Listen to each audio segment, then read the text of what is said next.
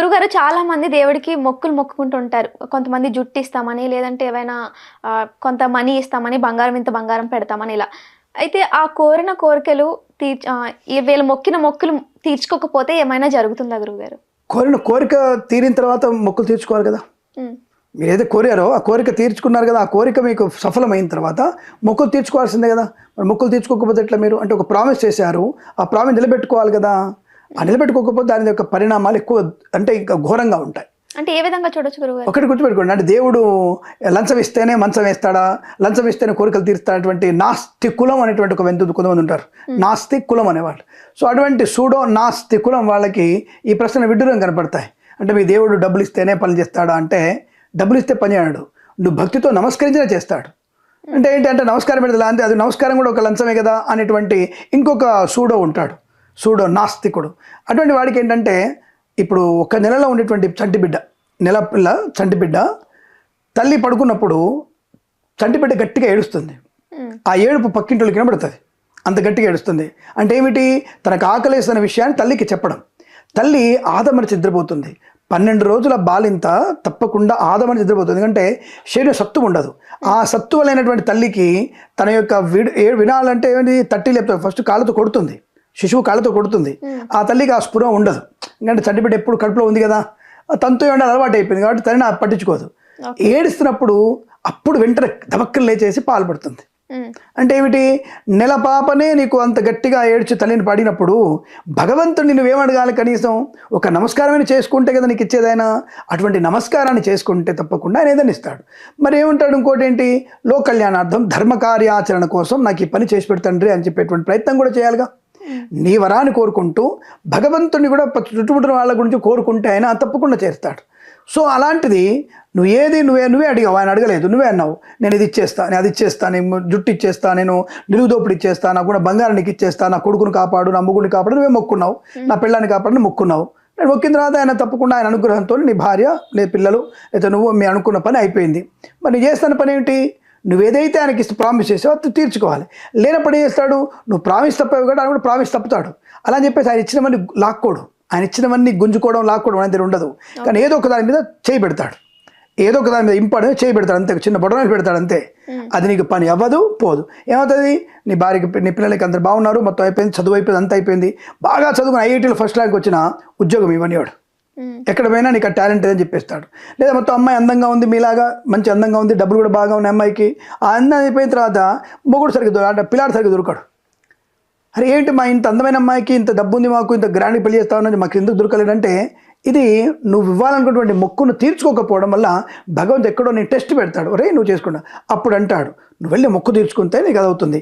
దాని నిమిత్తంగానే మనకి సత్యనారాయణ స్వామి వ్రతాలు మీరు వినే ఉంటారు. సత్యనారాయణ స్వామి వ్రతంలో ఈ సాధు అనే వైశ్యుడు నేను అది చేస్తా ఇది చేస్తా వ్రతం చేయకపోవడం వల్ల వాడికి అనేక ఆటంకాలు వస్తుంటాయి.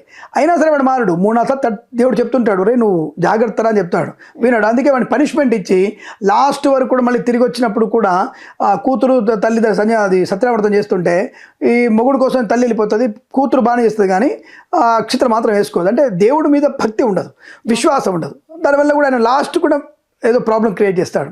ప్రాబ్లం క్రియేట్ చేసి కనబడతాడు అంతే తప్ప ఆయన నిజంగా ప్రాబ్లం చేయడు. నిజంగా ప్రాబ్లం చేస్తే అంతే సంగతి, నువ్వు పటాషేగా, నువ్వు మటాషు ఫటాషే, ఇంకా అక్కడ ఉండేది అవకాశం లేదు. కాబట్టి అటువంటి తత్వంలో భగవంతుడు ఏం చెడు చేయడు, కానీ నేను పరీక్ష పెడతాడు. ఆ పరీక్ష కాలం సంవత్సరం ఉండవచ్చు, 2 ఏళ్ళు ఉండవచ్చు, 3 ఏళ్ళు ఉండవచ్చు. దాన్ని తట్టుకునే శక్తిని కలిగించేటువంటి ప్రయత్నం చేయాలి. అందుకనే జ్యోతిష్యం అంటే భగవంతుడు పెట్టేటువంటి పరీక్షల్లో నువ్వు ఇబ్బంది పడేటువంటి సమయాన్ని లెక్కగడి చెప్పేదని అర్థం. ఆ సమయంలో జాగ్రత్తగా ఉంటారు బాబు, ఏదైనా భగవన్నామస్మరణ చేసుకో, నువ్వు ఏమైనా దానం చేసుకో, పుణ్యం చేసుకో అని చెప్పడమే జ్యోతిష్ శాస్త్రం. కాబట్టి నువ్వు మొక్కిన మొక్కులు తీర్చకపోతే దేవుడు ఎక్కువ దగ్గర ఖచ్చితంగా తోకను తొక్కిపెట్టే ప్రయత్నం చేస్తాడు. ఆ తర్వాత నువ్వు మొక్కు తీర్చుకున్న తర్వాత మళ్ళీ నీ యొక్క పనులని మళ్ళీ అనుకూలంగా సానుకూలంగా నీ పనులు సక్సెస్ఫుల్గా పూర్తయిపోయి ధనాన్ని, సంతానాన్ని, వివాహాన్ని, శుభయోగాలు కలిగించే అవకాశాలు ఖచ్చితంగా ఉంటాయి. కాబట్టి తప్పకుండా మొక్కిన మొక్కుల్ని తీర్చకపోతే ప్రమాదమే. ఇక్కడ ఒక సందిగ్ధావస్థ మీకు. సరే మొక్కులు అయిపోయినాయి, పాపం మంచిదే, సరే స్వామి చేశాడు, కానీ మనం అనుకున్నటువంటి టైంకల్లా ఆ లోపలనే మనకు బంగారం అంతా కూడా పోయింది, లేదా మనకు ఖర్చు అయిపోయింది. ఏమో ఆ పిల్లవాడిని మంచి కోసమే ఖర్చు పెట్టేసాం, దేవుడి దేవుడు బతికాడు, దేవుడి దేవుడు పాస్ అయ్యాడు, దేవుడి దేవుడు ఉద్యోగం వచ్చింది అంత అనుకుందాం. బంగారం లేదుగా, మరి ఏం చేద్దాము అంటే పాపం వాళ్ళ దగ్గర లేదు ఇప్పుడు. సరే పిల్లలు పెరిగాక వాళ్ళు చేస్తారో తెలియదు. ధర్మశాస్త్రంలో తల్లిదండ్రుల మొక్కుల్ని కూడా పిల్లలు తీర్చాలి, ఖచ్చితంగా వారి దానికి బాధ్యులు అవుతారు, తీర్చాల్సిందే.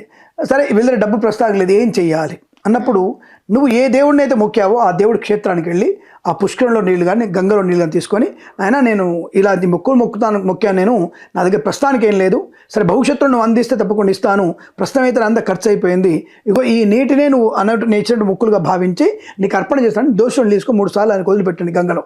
ఏమనుకోడు దేవుడు, హాయిగా తన మొక్కు వచ్చిందా లేదా, రైట్ ఓకే వచ్చేసింది. అది బంగారు రూపంలో వచ్చిన నీళ్ళు పని చెప్పడానికి, బంగారం కూడా నీళ్ళు ఒకటి ఆయనకి, బంగారం అయితే నీళ్ళు ఆయనవే కదా, కాబట్టి ఆ రెండింటిని ఆయన స్వీకరిస్తాడు కాబట్టి ఆయన ఏమనుకోడు. కానీ అప్పుడు ఏమనుకుంటాడు, నువ్వు ఆయన దగ్గరికి వచ్చి ఆయన పాదాలని పట్టుకున్నావా లేదా, నువ్వు ఆయన శరణు జొచ్చావా లేదా, జొచ్చాడు, రైట్ ఓకే నో ప్రాబ్లం, నాకేం బంగారం ఉంది ఏమొద్దు, ఆయన చేసుకుంటాడు దానికి, ఆయన అమ్మవారే ఇచ్చేది మనకి, ఆయన పెళ్ళందరూ బోరెడు బంగారం ఉంది, ఇక నీ బంగారం ఏం చేసుకుంటాడు ఆయన. కాబట్టి మొక్కుని ఇలా మనం పూర్తి చేసుకోవచ్చు. అక్కడ నువ్వు క్షేత్రంలో 2 రోజులు అక్కడే ఉండి ధ్యానం చేసుకొని ఇంకా 10 మందికి నువ్వు దానం ఇవ్వగలిగే శక్తిని పొందడానికి ధ్యానం చేసుకో. ఓకే, అంటే ఇక్కడ నీ మొక్కు తీరిపోయినట్టే, నీకు ఆ శక్తి ఇస్తాడు, నువ్వు వేరే వాళ్ళకి దానం చేయి అనేది మన ఉన్నటువంటి ఒక మొక్కు ప్రక్రియ.